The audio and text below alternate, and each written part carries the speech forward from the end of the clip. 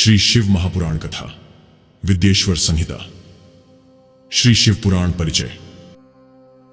व्यास जी कहते हैं, उन भावितात्मा मुनियों की यह बात सुनकर सूत जी मन ही मन भगवान शंकर का स्मरण करके उनसे इस प्रकार बोले। सूत जी कहते हैं, साधु महात्माओं, आपने बहुत अच्छी बात पूछी है। आपका यह प्रश्न तीनों लोकों का हित करने वाला है। मैं गुरुदेव व्यास का स्मरण करके आप लोगों के स्नेहवश इस विषय का वर्णन करूंगा। आप आदरपूर्वक सुने। सबसे उत्तम जो शिव पुराण है वह वेदांत का सार सर्वस्व है तथा वक्ता और श्रोता का समस्त पाप राशियों से उद्धार करने वाला है। इतना ही नहीं, वह परलोक में परमार्थ वस्तु को देने वाला है, कली की कल्मश राशि का विनाश करने वाला है। उसमें भगवान शिव के उत्तम यश का वर्णन है। हे ब्राह्मणों, धर्म, अर्थ, काम और मोक्ष, इन चारों पुरुषार्थों को देने वाला वह पुराण सदा ही अपने प्रभाव की दृष्टि से वृद्धि या विस्तार को प्राप्त हो रहा है।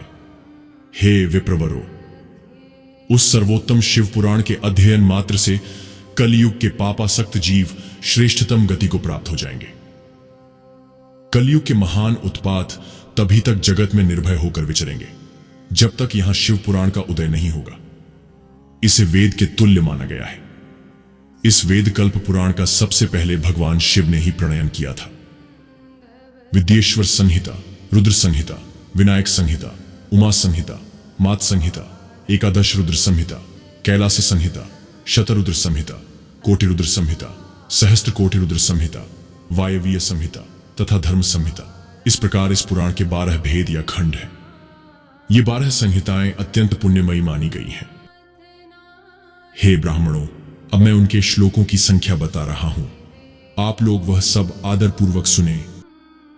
विद्येश्वर संहिता में 10,000 श्लोक हैं।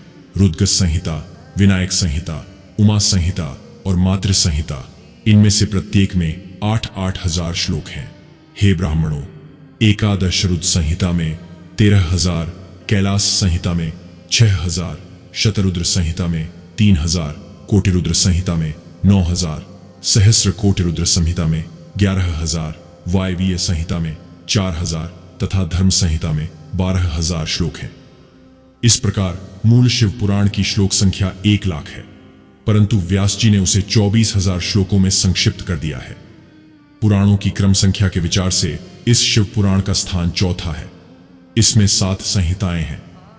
पूर्व काल में भगवान शिव ने श्लोक संख्या की दृष्टि से 100 करोड़ श्लोकों का एक ही पुराण ग्रंथ ग्रथित किया था। सृष्टि के आदि में निर्मित हुआ वह पुराण साहित्य अत्यंत विस्तृत था। फिर द्वापर आदि युगों में द्वैपायन अर्थात व्यास आदि महर्षियों ने जब पुराण का 18 भागों में विभाजन कर दिया, उस समय संपूर्ण पुराणों का संक्षिप्त स्वरूप केवल 4 लाख श्लोकों का रह गया। उस समय उन्होंने शिव पुराण का 24,000 श्लोकों में प्रतिपादन किया। यही इसके श्लोकों की संख्या है।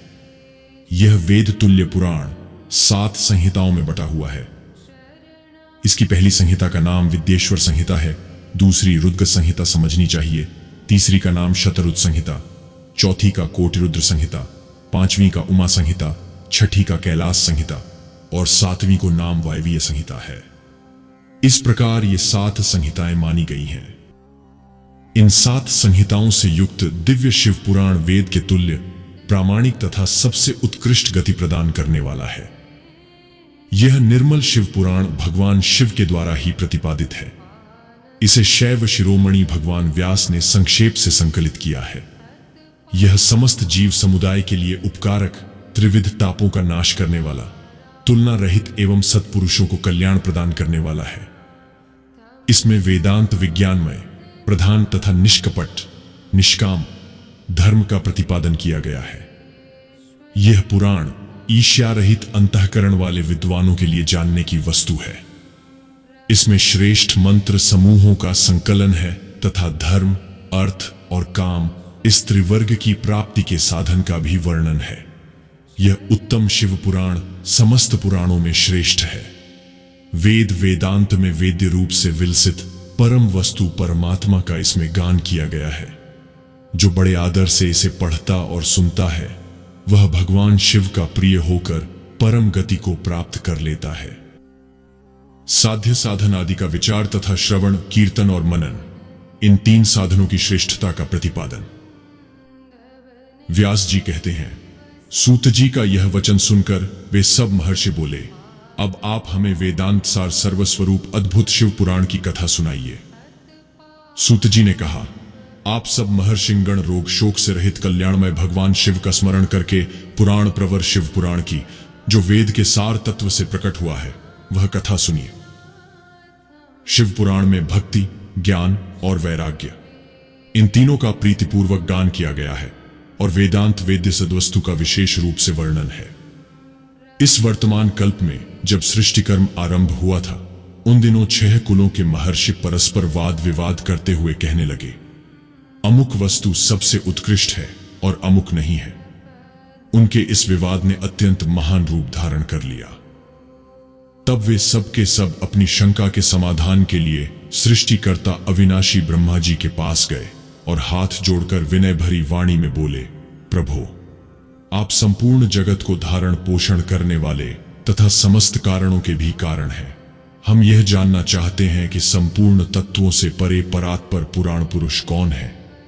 ब्रह्मा जी ने कहा, जहां से मन सहित वाणी उन्हें न पाकर लौट आती है तथा जिनसे ब्रह्मा, विष्णु, रुद्र और इंद्र आदि से युक्त यह संपूर्ण जगत समस्त भूतों एवं इंद्रियों के साथ पहले प्रकट हुआ है, वे ही ये देव, महादेव, सर्वज्ञ एवं संपूर्ण जगत के स्वामी हैं।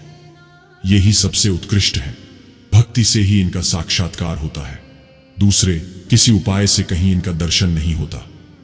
रुद्र, हरि, हर तथा अन्य देवेश्वर सदा उत्तम भक्ति भाव से उनका दर्शन करना चाहते हैं। भगवान शिव में भक्ति होने से मनुष्य संसार बंधन से मुक्त हो जाता है। देवता के कृपा प्रसाद से उनमें भक्ति होती है और भक्त से देवता का कृपा प्रसाद प्राप्त होता है। ठीक उसी तरह जैसे यहां अंकुर से बीज और बीज से अंकुर पैदा होता है। इसलिए तुम सब ब्रह्मर्षियों भगवान शंकर का कृपा प्रसाद प्राप्त करने के लिए भूतल पर जाकर वहां सहस्त्रों वर्षों तक चालू रहने वाले एक विशाल यज्ञ का आयोजन करो। इन यज्ञपति भगवान शिव की ही कृपा से वेदोक्त विद्या के सारभूत साध्य साधन का ज्ञान होता है।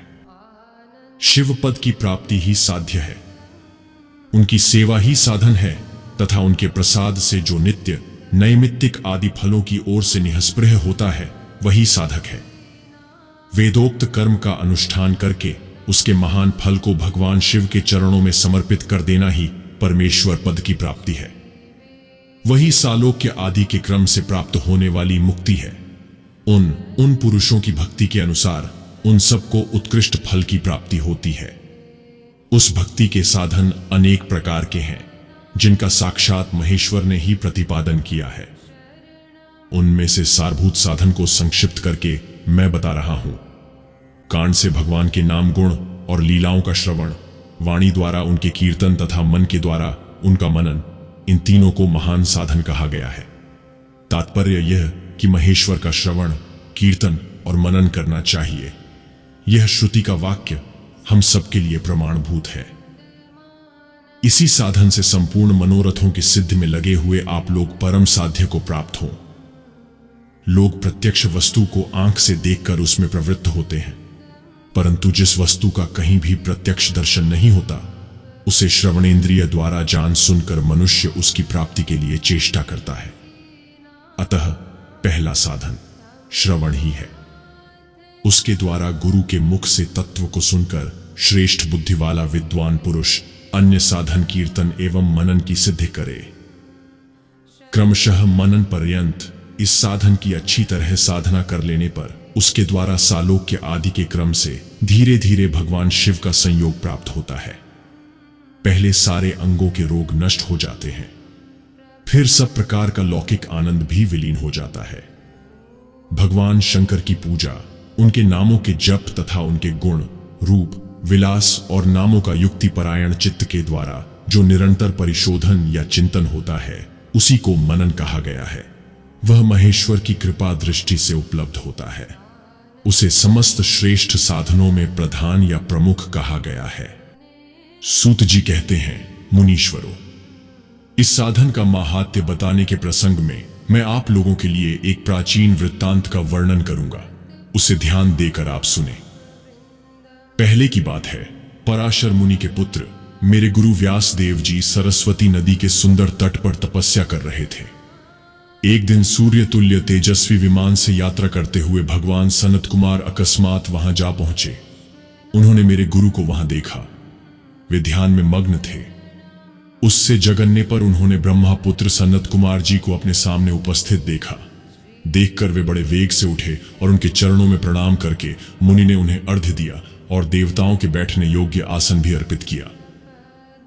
तब प्रसन्न हुए भगवान सनत कुमार विनीत भाव से खड़े हुए व्यास जी से गंभीर वाणी में बोले, मुने, तुम सत्य वस्तु का चिंतन करो। वह सत्य पदार्थ भगवान शिव ही हैं जो तुम्हारे साक्षात्कार के विषय होंगे।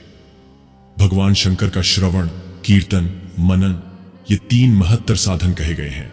ये तीनों ही वेद सम्मत हैं। पूर्व काल में मैं दूसरे साधनों के संभ्रम में पड़कर घूमता घामता मंदराचल पर जा पहुंचा और वहां तपस्या करने लगा। तदनंतर महेश्वर शिव की आज्ञा से भगवान नंदकेश्वर वहां आए। उनकी मुझ पर बड़ी दया थी। वे सबके साक्षी तथा शिवगणों के स्वामी भगवान नंदकेश्वर मुझे स्नेहपूर्वक मुक्ति का उत्तम साधन बताते हुए बोले, भगवान शंकर का श्रवण, कीर्तन और मनन, ये तीनों साधन वेद सम्मत हैं और मुक्ति के साक्षात कारण हैं। यह बात स्वयं भगवान शिव ने मुझसे कही है। अतः हे ब्राह्मण, तुम श्रवणादि तीनों साधनों का ही अनुष्ठान करो। व्यास जी से बारंबार ऐसा कहकर अनुगामियों सहित ब्रह्मपुत्र सनत कुमार परम सुंदर ब्रह्मधाम को चले गए। इस प्रकार पूर्व काल के इस उत्तम वृत्तांत का मैंने संक्षेप से वर्णन किया है। ऋषि बोले, सूत जी, श्रवण आदि 3 साधनों को आपने मुक्ति का उपाय बताया है, किंतु जो श्रवण आदि तीनों साधनों में असमर्थ हो, वह मनुष्य किस उपाय का अवलंबन करके मुक्त हो सकता है? किस साधनभूत कर्म के द्वारा बिना यत्न के ही मोक्ष मिल सकता है? 3रा और 4था अध्याय समाप्त। आगे हम सुनेंगे भगवान शिव के लिंग एवं साकार विग्रह की पूजा के रहस्य तथा महत्व का वर्णन। साथियों, आप लोग को वीडियो कैसा लगा कमेंट में अवश्य लिखें और हां, लाइक और सब्सक्राइब करना न भूलें ताकि हमारा यह चैनल ज्ञान सागर आगे बढ़ सके। ओम शांति विश्वम।